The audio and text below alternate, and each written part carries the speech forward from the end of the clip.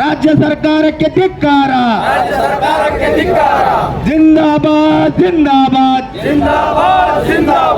SDPI ಜಿಂದಾಬಾದ್.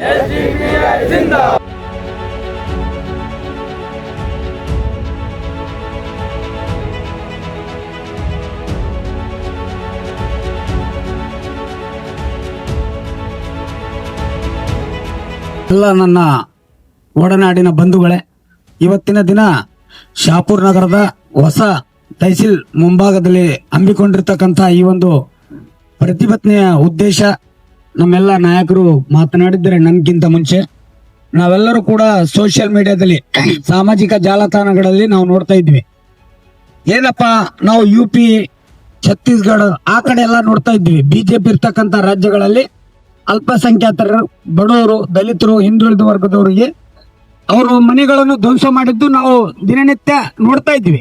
ಇವತ್ತಿನ ದಿನಗಳಲ್ಲಿ ನಾವು ಕರ್ನಾಟಕದಲ್ಲಿ ಸಿದ್ದರಾಮಯ್ಯ ಅಂತಿರ್ತದ ಸರ್ಕಾರ ಬಂದ್ಮೇಲೆ ಎಲ್ಲರಿಗೆ ನ್ಯಾಯ ಸಿಗ್ತದ, ಇಲ್ಲಿ ಸಮಾನವಾದಂತ ಅವಕಾಶ ಕೊಡ್ತೀನಿ ಅಂತ ಹೇಳಿ ಹಿಂದಿನಿಂದಲೂ ಕೂಡ ಅವರು ಹೇಳ್ಕೊಂಡು ಬಂದಿದ್ದಾರೆ. ಮಾನ್ಯ ಸಿದ್ದರಾಮಯ್ಯ ಅವರು ಅಹಿಂದ ವರ್ಗದಿಂದ ಬಂದಿರ್ತವರು, ಹೋರಾಟ ಮಾಡ್ಕೊಂಡು ರಾಜಕೀಯದಲ್ಲಿ ಬಂದಿರ್ತಕ್ಕಂಥವ್ರು. ಅವರಿಗೆ ಮಾನ್ಯ ಸಿದ್ದರಾಮಯ್ಯ ಅವರಿಗೆ ಬಹಳ ಕಳಕಳಿ ಇದೆ. ಇಲ್ಲಿ ಇರ್ತಕ್ಕಂಥ ಎಲ್ಲಾ ಬಡವರ ಬಗ್ಗೆ, ಕೂಲಿ ಕಾರ್ಮಿಕರ ಬಗ್ಗೆ, ಅಲ್ಪಸಂಖ್ಯಾತರ ಬಗ್ಗೆ, ದಲಿತರ ಬಗ್ಗೆ. ಈ ತರ ಇರ್ತಕ್ಕಂಥ ಒಬ್ಬ ನಾಯಕನಾಗಿ ಈ ರಾಜ್ಯದ 2ನೇ ಬಾರಿ ಮುಖ್ಯಮಂತ್ರಿಯಾಗಿ ಅವ್ರದ್ದು ಒಳಗಿಂದು ಏನೇನೋ ಇದಾವೆ ಗೊಂದಲ, ಅಥವಾ ರಾಜಕೀಯ ಗೊಂದಲ ನಮ್ಗೇನ್ ಬೇಕಾಗಿಲ್ಲ. ರಾಜ್ಯದ ಜನತೆ ಆದಂತ ನಮಗೆ ನಾವೇನ್ ಕೇಳ್ತಾ ಇದ್ವಿ, 30 ವರ್ಷದಿಂದ ಅಲ್ಲಿ ಬೆಂಗಳೂರು ನಗರದ ಕೋಗಿಲೆ ಲೇಔಟ್ ಹತ್ರ ಇರ್ತಕ್ಕಂಥ ಫಕೀರ್ ಲೇಔಟ್ ಮತ್ತೆ ವಸೀಂ ಲೇಔಟ್, ಇಲ್ಲಿ 2 ಬಡಾವಣೆಗಳಲ್ಲಿ ಸುಮಾರು 400 ಮನೆಗಳಿದ್ದು 30 ವರ್ಷದಿಂದ ಅಲ್ಲಿ ಇರ್ತಕ್ಕಂಥ ಕಾಗದ ಪತ್ರ ಅವ್ರ ಹತ್ರ ಇದಾವೆ, ರೇಷನ್ ಕಾರ್ಡ್ ಇದೆ, ID ಕಾರ್ಡ್ ಇದೆ, ವೋಟರ್ ID ಇದೆ, ಮತ್ತೆ ಇನ್ನೂ ಹಲವಾರು ದಾಖಲೆಗಳಿದೆ, ಎಲೆಕ್ಟ್ರಿಸಿಟಿ ಬಿಲ್ ಕೂಡ ಇದೆ. ಮತ್ತೆ ಅವರಿಗೆ 30 ವರ್ಷದ ದಾಖಲಿದ್ರು ಕೂಡ ಅದನ್ನು ಯಾರು ಕೇಳಲಿಕ್ಕೂ ಕೂಡ ಬರಲಿಲ್ಲ. ಒಂದಿನ ಮುಂಚೆ ನೋಟಿಸ್ ಕೂಡ ಕೊಡ್ಲಿಲ್ಲ. ಇದು ಎಷ್ಟು ದುರಂತ. ಈ ದೇಶದಲ್ಲಿ ಸಮಾನವಾದಂತ ಅವಕಾಶ ಇರ್ಬೇಕಂತೇಳಿ ಡಾಕ್ಟರ್ ಬಾಬಾ ಸಾಹೇಬ್ ಅಂಬೇಡ್ಕರ್ ಅವರು ನಮಗೆ ಸಂವಿಧಾನ ಕೊಟ್ಟಿದ್ದಾರೆ. ಆ ಸಂವಿಧಾನದಲ್ಲಿ ಯಾವುದೇ ಒಂದು ಯಾರೇ ಒಬ್ರು ತಪ್ಪು ಮಾಡಿದ್ರೆ ನಾವು ಚೌಕಿಗೆ ತಗೊಂಡ್ ಬಂದು ಬಡಿತೀವಿ, ಅವರಿಗೆ ಕೊಲ್ತೀವಿ ಅಂತಕ್ಕಂಥದ್ದು ನಮ್ಮ ಪ್ರಜಾಪ್ರಭುತ್ವ ವ್ಯವಸ್ಥೆಯಲ್ಲಿ ಸಂವಿಧಾನ ನಮಗೆ ಅವಕಾಶ ಕೊಡ್ಲಿಲ್ಲ. ಯಾರೇ ಅಧಿಕಾರಿ ಬಂದ್ರು ಕೂಡ, ಯಾರೇ ಇಲ್ಲಿಗಲ್ ಆಗಿ ಮನಿ ಕಟ್ಟಲಿ, ಯಾರೋ ಇಲ್ಲಿಗಲ್ ಆಗಿ ಏನೋ ಮಾಡಿದ್ರು ಕೂಡ, ಕಾನೂನು ಬಾಹಿರವಾಗಿ ಏನೋ ಕೆಲಸ ಮಾಡಿದ್ರು, ಅವರಿಗೆ ಕಾನೂನುಬದ್ಧವಾದಂತ ನ್ಯಾಯಾಲಯದಲ್ಲಿ ಹೋಗಿ ಅದನ್ನ ತೀರ್ಪು ತಗೊಂಡು ಬಂದು ಅದನ್ನು ಕೆಡುವಂತ ವ್ಯವಸ್ಥೆ ನಮ್ಮ ನ್ಯಾಯಾಂಗ ವ್ಯವಸ್ಥೆ ಸಂಪೂರ್ಣವಾಗಿ ಆ ಒಂದು ಆದೇಶದ ಮೇರೆಗೆ ಮುಂದಿನ ಕ್ರಮ ತಗೊಳ್ಬೇಕು. ಆದ್ರೆ ನಾವು ಇತ್ತೀಚಿನ ದಿನಗಳಲ್ಲಿ ನೋಡ್ತಾ ಇದೀವಿ, ಆ UP ಮುಖ್ಯಮಂತ್ರಿ ಯೋಗಿ ಆದಿತ್ಯನಾಥ್ ಅಂತಕ್ಕಂತ ಒಬ್ಬ ರೌಡಿ ಶೀಟರ್, ಸುಮಾರು 27 ಅವನ ಮೇಲೆ ಕೇಸ್ ಇದಾವೆ. ನಾನು ಯಾಕೆ ಏಕವಚನದಲ್ಲಿ ಮಾತಾಡ್ತಾ ಇದ್ದೀನಿ ಅಂತಂದ್ರೆ, ಅಂತ ಜನರು ಇವತ್ತಿನ ಕಾಲಘಟ್ಟದಲ್ಲಿ ನಮ್ಗೆ ಆಳುವಂತ ರಾಜರಾಗ್ಬಿಟ್ಟಿದ್ದಾರೆ. ಯಾಕೆ?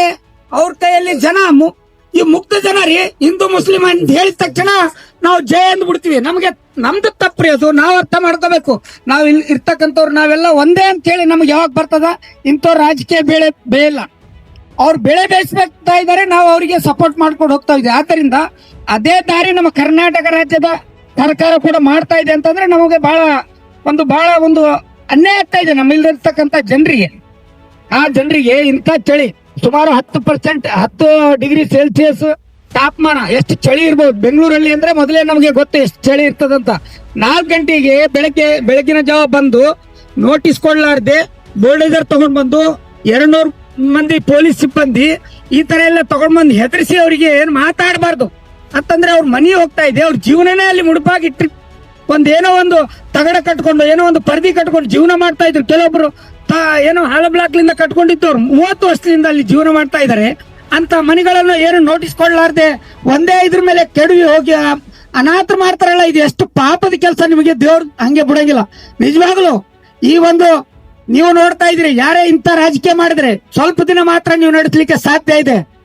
ಆ ಒಂದು ಈ ಜಗತ್ತನ್ನೇ ಆಳ್ತಕ್ಕಂತ ಆ ಒಂದು ದೇವ್ರಂತಕ್ಕಂಥ ಒಬ್ಬನಿದ್ದಾನೆ, ಅದು ಯಾವುದೇ ಧರ್ಮ ಜಾತಿ ನೋಡಲ್ಲ. ಅಲ್ಲಿರ್ತಕ್ಕಂಥ ಆ ಕುಂತಿದ್ದಾನಲ್ಲ ದೇವ್ರು, ಅವನು ಎಲ್ಲವನ್ನೂ ನೋಡ್ತಾ ಇದ್ದಾನೆ. ಯಾರ್ದು ಲಗಾಮ ಯಾವಾಗ ಹೇಳ್ಬೇಕೋ ಅವಾಗ ಹೇಳಕ್ ಬಿಡ್ತಾನೆ. ಆದ್ದರಿಂದ ಈ ಒಂದು ನೀವೇನ್ ಅಧಿಕಾರದಲ್ಲಿ ಬಂದಿದ್ದೀರಾ, ನಿಮ್ದು ಅಧಿಕಾರ ಶಾಶ್ವತ ಇಲ್ಲ. ನೀವೇನ್ ಮಾಡ್ತೀರಾ ಅದು ನಿಮ್ಗೆ ಒಳ್ಳೇದು ಕೆಟ್ಟದಂತ ಹೇಳಿ ನೀವು ಇಳಿದ ಮೇಲೆ ಕೂಡ ಜನರು ಹೇಳ್ಬೇಕು. ಆ ತರವಾದಂತ ರಾಜಕೀಯ ಒಂದು ಕೆಲಸ ಆಗ್ಬೇಕು.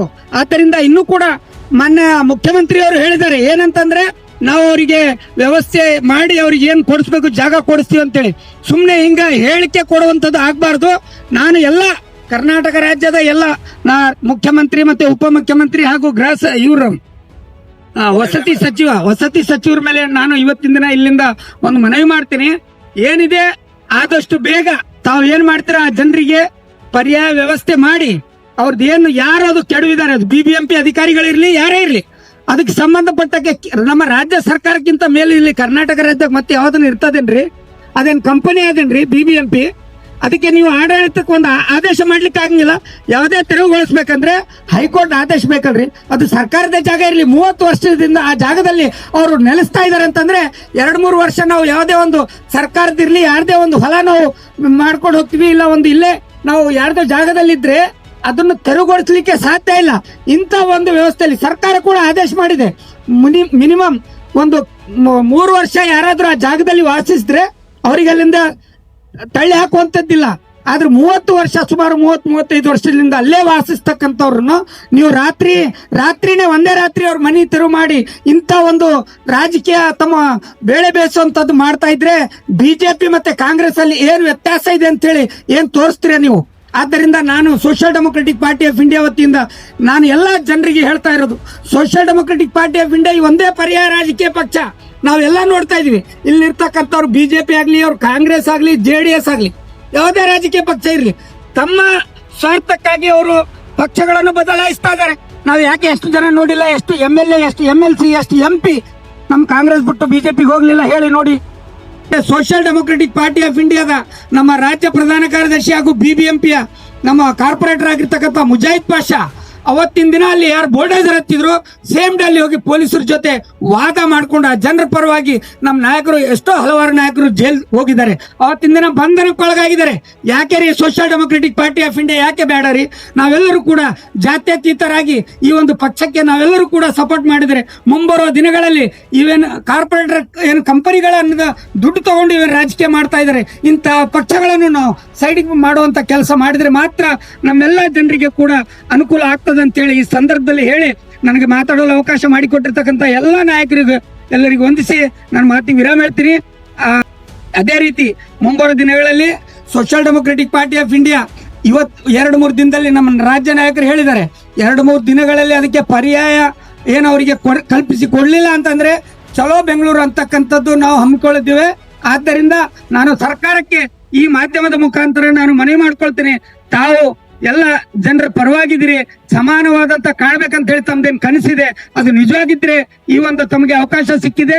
ಯಾರೋ ಅನ್ಯಾಯ ಮಾಡಿರ್ಬೋದು, ಆದ್ರೂ ಕೂಡ ಅವರಿಗೆ ಒಂದು ವಸತಿ ಒಂದು ಕಾರ್ಯಕ್ರಮ ಮಾಡಿ ಅವರಿಗೆ ಅನುಕೂಲ ಮಾಡಿ ಕೊಡ್ಬೇಕಂತೇಳಿ ಹೇಳುತ್ತಾ ನನಗೆ ಮಾತಾಡಲು ಅವಕಾಶ ಮಾಡಿಕೊಟ್ಟಿರ್ತಕ್ಕಂಥ ಎಲ್ಲರಿಗೂ ವಂದಿಸಿ ನನ್ನ ಮಾತಿಗೆ ವಿರಾಮ ಹೇಳ್ತೀನಿ. ಜೈ ಹಿಂದ್, ಜೈ ಕರ್ನಾಟಕ. अस्सलाम वालेकुम रहमतुल्लाहि वबरकातुहू। आज जो प्रोटेस्ट किया गया है, ये प्रोटेस्ट बेंगलुरु के 400 मकानों को जो ये गवर्नमेंट ने तबाह किया है, और रातों रात ना कोई नोटिस और ना कोई इंफॉर्मेशन, कुछ भी नहीं। रात के 4 बजे आकर क्या है मालूम, 150 पुलिस और यहाँ के BBP MP के कुछ अधिकारी मिलकर क्या है पूरे, और किसी को सामान भी निकालने नहीं दिया ना। ये इंसानियत के बहुत ही खिलाफ नहीं, बल्कि पूरा इंसानियत के खिलाफ ये जो काम किया है गवर्नमेंट ने, इसका हम विरोध भी करते हैं SDPI। और शुरू से SDPI ही ने ये लोगों का साथ दिया। वहाँ पर जाकर रात में हमारे जो लीडर हैं वहाँ रात से शुरू कर क्या है मालूम, अभी तक भी क्या है मालूम, ये उन गरीब और मजदूर लोगों के लिए क्या है मालूम काम कर रहे हैं। और ये गवर्नमेंट को हम इस प्रोटेस्ट से ये बताना चाहते हैं, उन लोगों को जब तक इंसाफ नहीं मिलता हम लोग रुकने वाले नहीं। ಬೆಂಗಳೂರಿನಲ್ಲಿ ಯಲಹಂಕದಲ್ಲಿ ಫಕೀರ್ ಲೇಔಟ್ ಅಂತಿದೆ. ಆ ಲೇಔಟ್ನಲ್ಲಿ ಸುಮಾರು 400 ಮನೆ ಕೂಡ ಅಲ್ಲಿ ಇತ್ತು, ವಾಸವಾಗಿದ್ರು ಜನರು. ಅಲ್ಲಿ ಏಕಾಏಕಿ ಬಂದು ರಾಜ್ಯ ಸರ್ಕಾರ ಬುಲ್ಡೇಜರ್ಲಿಂತ ತೆರವುಗೊಳಿಸಲಾಗಿದೆ. ತಮ್ಮ ಎಲ್ಲ ರಾಜ್ಯದ ಜನತೆಗೆ ಗೊತ್ತಿದೆ, ಸರ್ಕಾರ ಕೆಲಸ ಏನಿದೆ ಅಂತ ಎಲ್ಲರಿಗೂ ಗೊತ್ತಿದೆ, ಸರ್ಕಾರ ಸಚಿವರಿಗೂ ಗೊತ್ತಿದೆ. ಕೆಲಸ ಬಹಳಷ್ಟು ಪೆಂಡಿಂಗ್ ಇದಾವೆ. ತಾವು ಏನ್ ಮಾಡ್ಬೇಕು ಕೆಲಸ ಅಂತ ಅವ್ರಿಗೆ ಅರಿವಿದೆ. ಮಾಡೋದ ಕೆಲಸ ಬಿಟ್ಟು ಅಂತ ಬೇರೆ ಕೆಲಸ ಮಾಡಕತ್ತಿರೋರು ಸ್ವಲ್ಪ ನಾಚಿಕೆ ಆಗ್ಬೇಕು ಸರ್ಕಾರಕ್ಕೆ. ನೀವು ಆಶ್ವಾಸನೆ ಏನೇನು ಕೊಟ್ಟಿದ್ರಿ ಎಲೆಕ್ಷನ್ ಮುಂಚೆ? ಹಿಜಾಬ್ ಬಗ್ಗೆ ನೀವು ಮಾಡ್ತೀನಿ ಅಂತ ಹೇಳಿದ್ರು, 2B ರಿಸರ್ವೇಶನ್ ಬಗ್ಗೆ ನೀವು ಮಾಡಿದ್ನಿ ಅಂತ ಹೇಳಿದ್ರು. ಅದು ಎಲ್ಲಿ ಆಶ್ವಾಸನೆ ಎಲ್ಲಿ ಹೋಯ್ತದು? ತಾವು ಅದು ಬಿಟ್ಟು ಬಡವರ ಮನೆಯನ್ನು ತೆರವುಗೊಳಿಸಲಾಗಿದೆ, ಬೇರೆ ಬೇರೆ ಕೆಲಸ, ನಿಮ್ ಕುರ್ಚಿ ಗುದ್ದಾಟ ನಡೆದಿದೆ ಇಲ್ಲಿ ಒಳಗೊಳಗೆ. ನೀವು ಜನರ ಪರವಾಗಿ ಸರ್ಕಾರ ಮಾಡ್ತೀನಿ ಅಂತ ಆಶ್ವಾಸನೆ ಕೊಟ್ಟು ಓಟ್ ಹಾಕ್ಸ್ಕೊಂಡು ಎಲ್ಲ ಬಡವರಿಗೆ ಹೇಳಿ ಬ್ಲ್ಯಾಕ್ ಮೇಲ್ ಕೆಲಸ ಮಾಡಕತ್ತಾರ ಇವರು ಬ್ಲ್ಯಾಕ್ ಮೇಲ್. ಇವರು ಒಂದು ನಾಣ್ಯದ ಎರಡು ಮುಖಗಳು ಇವು. ಬಿಜೆಪಿನೂ ಒಂದೇ, ಕಾಂಗ್ರೆಸ್ ಒಂದೇ. ಇವರು ತಿಳುವಳ್ಕೋಬೇಕು, ಸ್ವಲ್ಪ ತಿಳಿಬೇಕು. ಅದು ಏನ್ ಜನರು ನಾವು ತಿಳಿಬೇಕು. ಓಟ್ ಹಾಕೋದ್ ಮುಂಚೆ ಯೋಚನೆ ಮಾಡ್ಬೇಕು. ಇವರು ಒಂದೇ, ಒಂದು ನಾಣ್ಯದ ಎರಡು ಮುಖಗಳು. ಬಡವರ ಮನೆಯನ್ನು ರಾತ್ರಿ ಬುಲ್ಡೇಜರ್ ಹಚ್ಚಿ ಇವರು ತೆರವು ಮಾಡ್ತಾರ ಅಂದ್ರ ಇವರು ಸರ್ಕಾರ ನಡೆಸಕ್ಕೆ ಯೋಗ್ಯತೆ ಇಲ್ಲ. ಜನರಿಂದೇ ಓಟ್ ತೆಗಿಯೋರು ಮತ್ತೆ ಜನರಿಗೆ ಇವರು ಬುಲ್ಡೇಜರ್ ಹಚ್ಚಿ ಮನೆಯಲ್ಲಿ ಕಳಿಸೋರು ಇವರು. ನಾವು ಇನ್ನವರಿಗೆ ಎಚ್ಚರಿಸಿಕೊಳ್ಬೇಕು.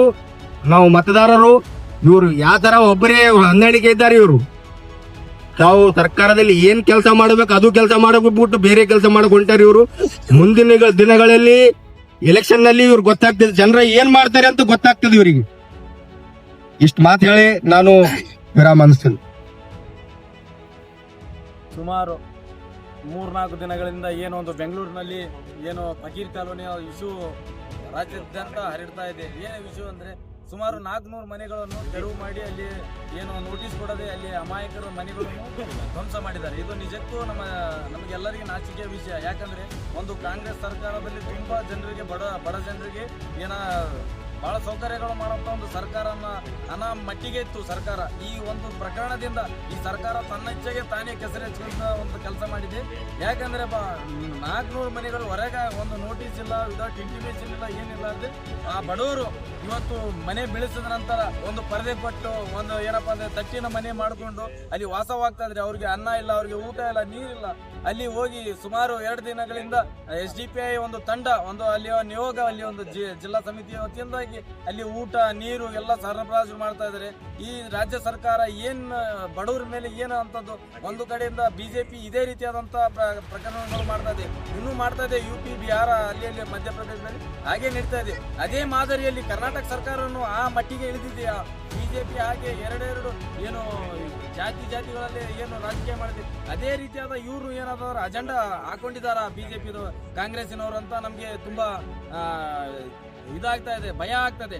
ಇದಕ್ಕೆ ನಾವುಗಳು social Democratic Party of India ವತಿಯಿಂದ ಸುಮಾರು 5-6 ದಿನಗಳಿಂದ ಅಲ್ಲಿಯ ಜನರಿಗೆ ನಾವು ಸಹಕಾರ ಹೆಲ್ಪ್ ಮಾಡ್ತಾ ಇದ್ದೀವಿ. ಇಲ್ಲಿಂದ ನಾವು ಕಳಿಸ್ತಾ ಇದ್ದೀವಿ ಏನು ಬೇಕಾದ್ರೂ. ನಾವು ಹೇಳೋದು ಮುಖ್ಯಮಂತ್ರಿ ಸಾಹೇಬರಿಗೆ ಮತ್ತು ಉಪಮುಖ್ಯಮಂತ್ರಿ ಅವರಿಗೆ ಹಾಗೂ ನಮ್ಮ ವಸತಿ ಸಚಿವರಿಗೆ ಹೇಳೋದೇನಪ್ಪ ಅಂದ್ರೆ ಆ ಬಡವರಿಗೆ ನ್ಯಾಯ ಕೊಡಿಸಿ. ಅಲ್ಲಿ ಅವರು ಅಕ್ರಮವಾಗಿದ್ರೆ ಅವ್ರಿಗೆ ಬೇರೆ ಕಡೆ ಜಾಗ ವ್ಯವಸ್ಥೆ ಮಾಡಿಕೇಸಿ ಅವ್ರಿಗೊಂದು ಮೂಲಭೂತ ಸೌಕರ್ಯಗಳನ್ನು ಕಲಿಸಬೇಕು. ಒಂದು ವೇಳೆ ಇಲ್ಲ ಅಂದ್ರೆ ನಾವು ರಾಜ್ಯಾದ್ಯಂತ Social Democratic Party of India ವತಿಯಿಂದಾಗಿ ರಾಜ್ಯಾದ್ಯಂತ ಬೆಂಗಳೂರು ಚಲೋ ಕಾರ್ಯಕ್ರಮಕ್ಕೆ ನಾವು ಇಳಿಬೇಕಾಗ್ತದೆ. ಆ ಮಟ್ಟಿಗೆ ನಮಗೆ ಇಳಿಸಬೇಡಿ. ನೀವು ಆದಷ್ಟು ಬೇಗ 2-3 ದಿನಗಳಲ್ಲಿ ಕೆಲಸ ಮಾಡಿಕೊಡಬೇಕಂತ ಈ ಮಾಧ್ಯಮ ಮುಖಾಂತರ ಮುಖ್ಯಮಂತ್ರಿ ಅವರಿಗೆ ನಾವು ಸಂದೇಶ ಕೊಡ್ತೇನೆ. ಧನ್ಯವಾದಗಳು.